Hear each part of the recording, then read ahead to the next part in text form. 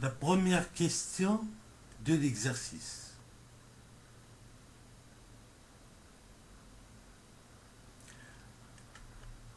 La première question, c'est de déterminer la primitive grand F de petit f définie sur R et qui s'annule au point pi sur 4. Je vous rappelle l'expression de f de x.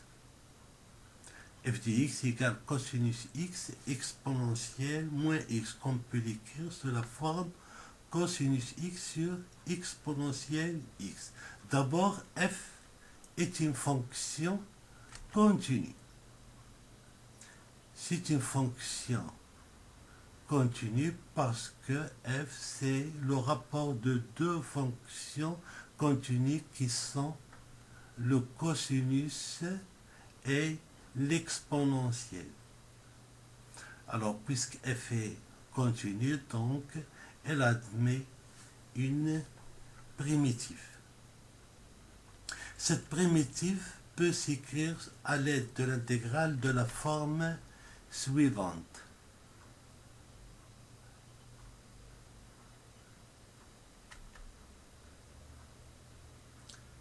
À l'aide de l'intégrale, une primitive de f s'écrit de la forme l'intégrale de pi sur 4 à x de f de t dt.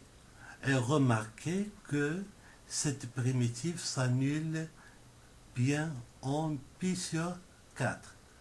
Pour calculer l'expression de f de x, on va intégrer deux fois par partie.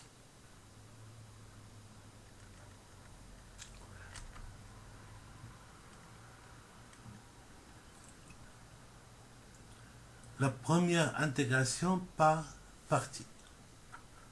J'utilise la règle de l'intégration par partie en prenant pour u ici, c'est cosinus de t, v' exponentielle moins t. Dérivée de cosinus de t, c'est moins sinus t. Une primitive de exponentielle moins t, c'est moins exponentielle moins t. J'applique, je trouve que c'est égal à moins cos t exponentielle moins t, pris entre les bornes pi sur 4 et x, moins l'intégrale pi sur 4 x sinus t exponentielle moins t dt. Maintenant, je fais le calcul de cette partie. Je remplace d'abord par x et après je remplace par pi sur 4. Cosinus de pi sur 4, c'est racine de 2 sur 2. Maintenant, on va effectuer une deuxième intégration pour développer l'intégrale qui est ici.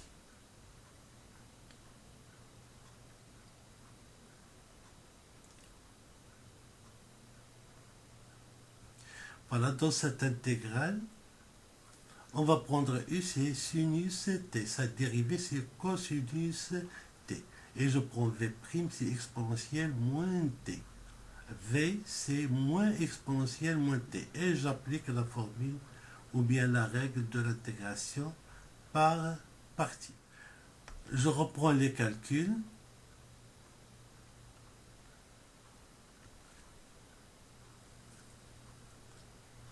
Je reconnais ça, c'est grand F de x.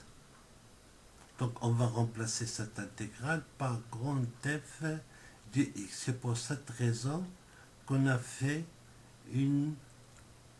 qu'on a intégré deux fois par partie. Et je fais le calcul d'ici, ça me donne.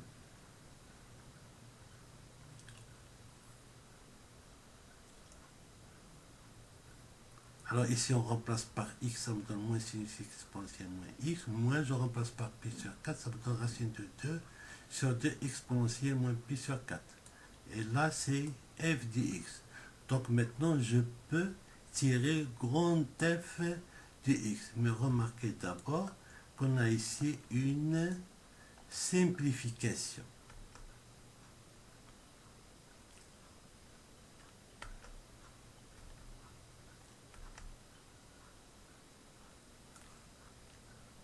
voilà, enfin, on a l'expression de grand f de x est égal à 1 demi moins cosinus x plus sinus x exponentielle x. Remarquez qu'on a obtenu un résultat simple parce qu'on a pu faire ici une simplification. Cette simplification était possible par le choix de la valeur pi sur 4. Dans la même question, on me demande de montrer que pour tout x appartenant à R, f de x plus pi est égal moins exponentielle moins pi grand f de x. Je vous rappelle l'expression de grand f de x. Alors, quel que soit x appartenant à R,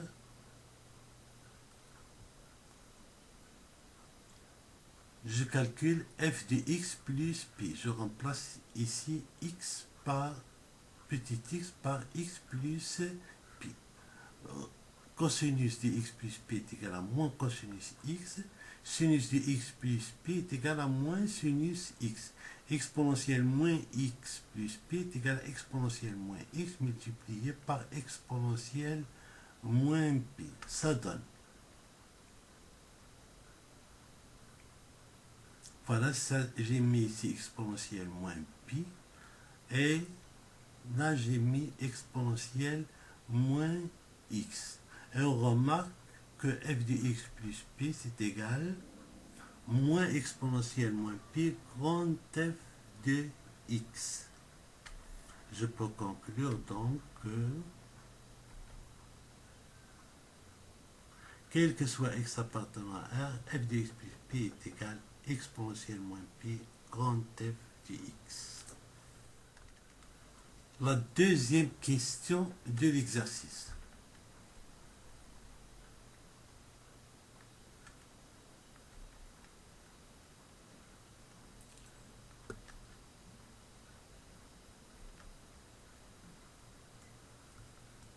Pour tout n, on pose IN, c'est l'intégrale de moins pi sur 2 à pi sur 2 plus np, la valeur absolue de f de x dx. Et on me demande de montrer que la suite UN, n appartenant à grand N, est une suite convergente. Pour cela, on va montrer que la suite UN est une suite croissante et majorée pour conclure que c'est une suite convergente. Alors, commençons par montrer que la suite UN est une suite croissante. Alors, pour tout n appartenant à n, on peut écrire IN plus 1 sous cette forme en utilisant la relation de Chan.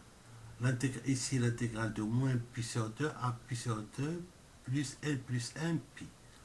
Je peux l'écrire, c'est l'intégrale moins pi sur 2 à pi sur 2 plus np. Je fais insérer la valeur pi sur 2 plus np. Et ici, même chose, pi sur 2 plus np, pi sur 2 plus n plus 1pi, la valeur absolue de f de x. Je reconnais ici, ça c'est IN.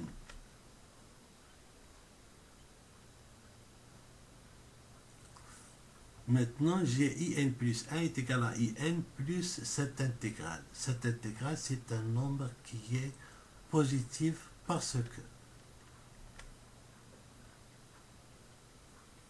pi sur 2 plus np, il est plus petit que pi sur 2 plus n plus 1 pi.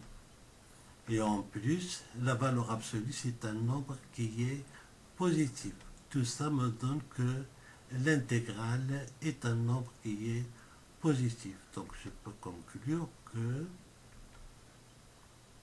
IN plus 1 moins IN est un nombre positif. Ceci veut dire que la suite IN est une suite croissante. Maintenant, c'est pour montrer que la suite UN est majorée.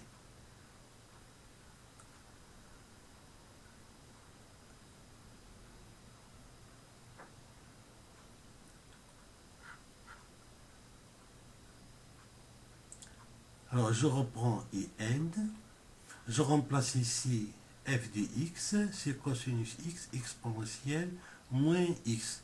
Et je remarque que exponentielle moins x est un nombre qui est toujours positif. Ça me donne valeur absolue de cosinus x exponentielle moins x. Or, la valeur absolue de cosinus x est un nombre qui est toujours inférieur ou égal à 1 pour tout x. Donc je peux écrire que c'est inférieur à l'intégrale de moins pi sur 2 à pi sur 2 plus pi exponentielle moins x dx. Et si je fais le calcul de cette intégrale, qui est ici, une primitive de exponentielle moins x, c'est moins exponentielle moins x, pris entre les bornes, moins pi sur 2 et pi sur 2 plus npi. Et si je remplace, ça me donne exponentielle moins pi sur 2 plus npi plus exponentielle pi sur 2. Alors, c'est la valeur qui est ici, c'est un nombre qui est toujours négatif, puisque c'est un exponentiel. Donc, je peux affirmer que toute cette expression, elle est inférieure à exponentielle pi sur 2. Ce qui me donne que in, elle est toujours inférieure ou est égale à exponentielle pi sur 2, et ceci pour tout n. Je peux conclure donc que in est une suite majorée. Donc on a vu que la suite in, elle est croissante, et en plus elle est majorée. Ça me donne que la suite un est une suite qui est convergente. La troisième question de l'exercice.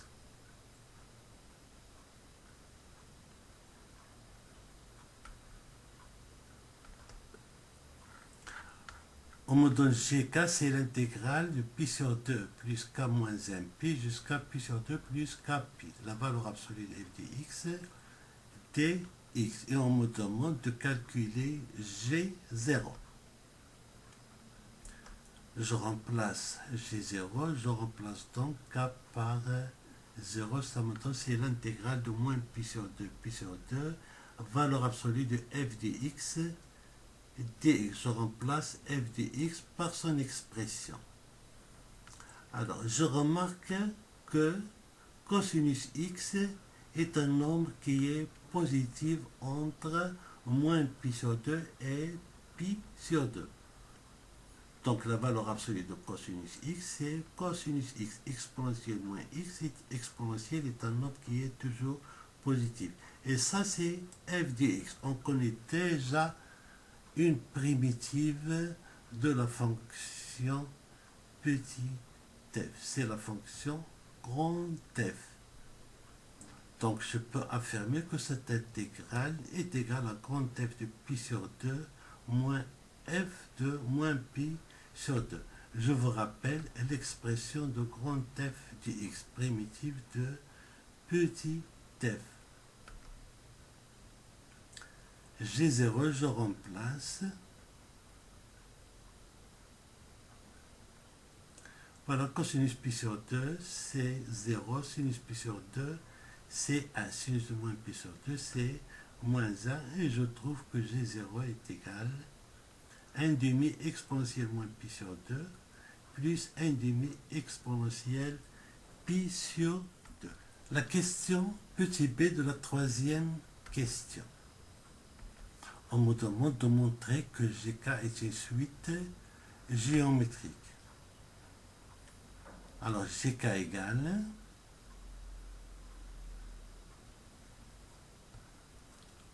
c'est l'intégrale de pi sur 2 k moins 1 pi à pi sur 2 plus k pi de valeur absolue de f de x dx. Et comme on a fait auparavant, valeur absolue de f de x plus x, c'est la valeur de cosinus x exponentielle moins x. Donc je suis ramené à étudier le signe de cosinus x dans l'intervalle pi sur 2 plus k moins 1 pi à pi sur 2 plus k pi. Alors, posons xk est égal à pi sur 2 plus k moins 1 pi, et ceci pour tout k appartenant à n. Je remarque d'abord que jk, c'est l'intégrale de xk à xk plus 1. On va faire des remarques concernant les termes xk. Si k est impair, k-1 est un nombre pair, j'obtiens que xk est congru à pi sur 2 modulo de pi, puisque xk c'est égal à pi sur 2 plus un nombre pair fois pi. Si k est impair, xk est congru à moins pi sur 2 modulo de pi. Et remarquez en plus que la différence entre xk et xk plus 1, c'est pi.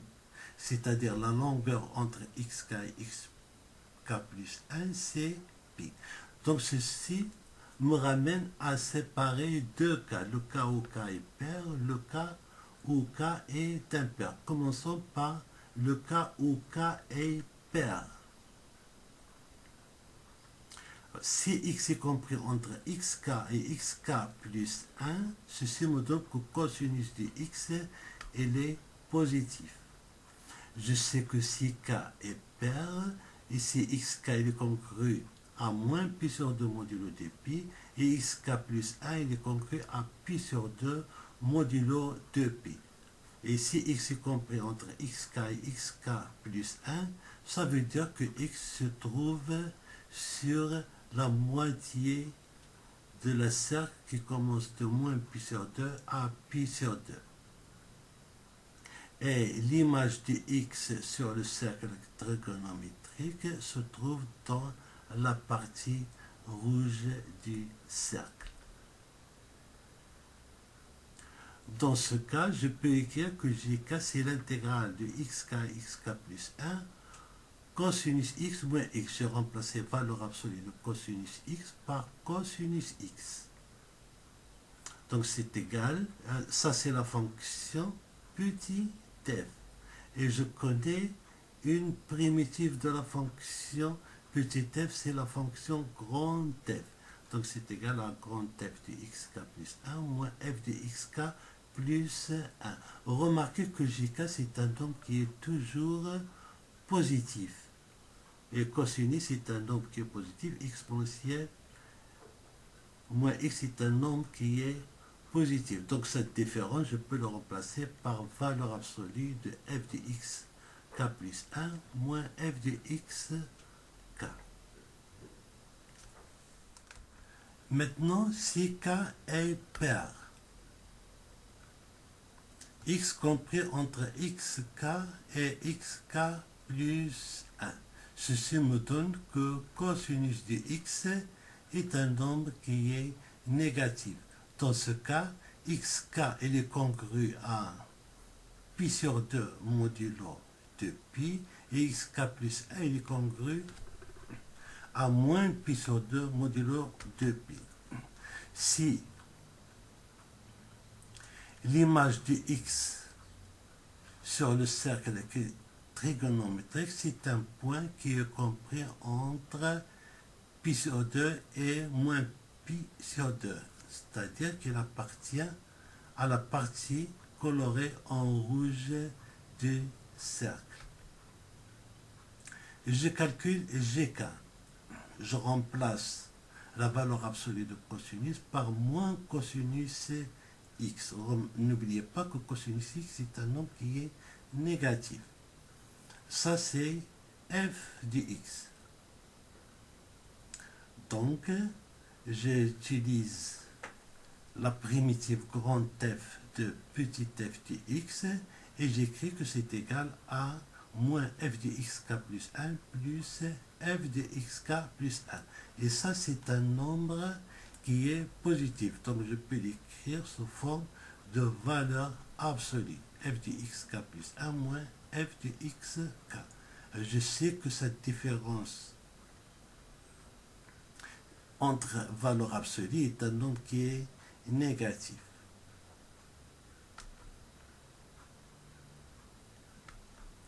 Dans les deux cas, je remarque que GK c'est la valeur absolue de f de xk plus 1 moins f de xk. D'autre part, on a grand F, la primitive de petit f. Elle vérifie f de x plus pi est égal exponentielle moins pi f de x. Et je vous rappelle que les termes xk vérifient que xk plus 1 est égal à xk plus pi. Je reprends gk. On a démontré que c'est égal à valeur absolue.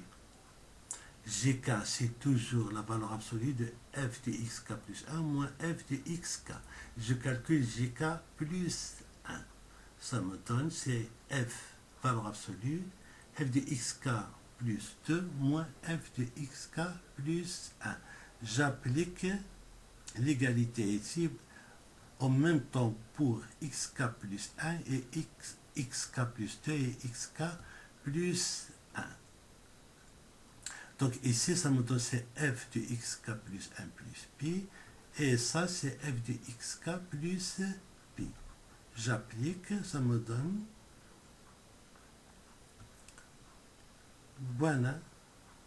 Ça me donne ici exponentielle moins pi. Ça c'est f de xk plus 1. Et ça, c'est f de xk. Et je peux mettre exponentielle moins pi en facteur. Et si j'ai mis exponentielle moins pi en facteur, il me reste en valeur absolue f de xk plus 1 moins f de xk. Et valeur absolue de moins exponentielle moins pi est égale à exponentielle moins pi. Exponentielle moins pi, c'est un nombre qui est positif. Donc ça me donne que la suite GK est une suite géométrique de premier terme G0 et de raison exponentielle moins pi. Dans la même question, on me demande de déduire l'expression de IN en fonction de N et calculer limite de IN. Je vous rappelle que IN est égal à l'intégrale moins pi sur 2 à pi sur 2 plus np valeur absolue de f de x. En utilisant la relation de Charles, je peux l'écrire comme somme de k à 0 jusqu'à n de l'intégrale de pi sur 2 plus k moins np, pi sur 2 plus kp. Et ça, c'est Gn. Donc, il est égal à somme de k égale de 0 à n de gk. Et j'applique la formule qui me donne la somme des termes d'une suite géométrique de premier terme G0 et de raison exponentielle moins pi. Donc, c'est égal à J0, 1 moins exponentielle moins n plus 1 pi sur 1 moins exponentielle moins pi. Alors, d'où je remplace G0 par sa valeur. On a déjà vu que G0 est égal à 1 demi exponentielle moins pi sur 2 plus 1 demi exponentielle pi sur 2. Maintenant, je passe à la limite. Alors, quand n tend vers plus l'infini, ceci exponentielle moins n plus 1 pi, lorsqu'elle tend vers plus l'infini, ça tend vers moins l'infini. Et exponentielle tend vers 0. Donc, si je passe à la limite, je reprends ici G0, et ça tend vers 0, il me reste 1 sur 1 moins exponentielle moins pi. Et si je mets ici 1 demi exponentielle pi sur 2 en facteur, ça me donne 1 demi exponentielle pi sur 2 facteur de 1 plus exponentielle moins pi sur 1 moins exponentielle moins pi. Cette limite se note Intégrale de moins pi sur 2 à plus l'infini, valeur absolue de f de x dx.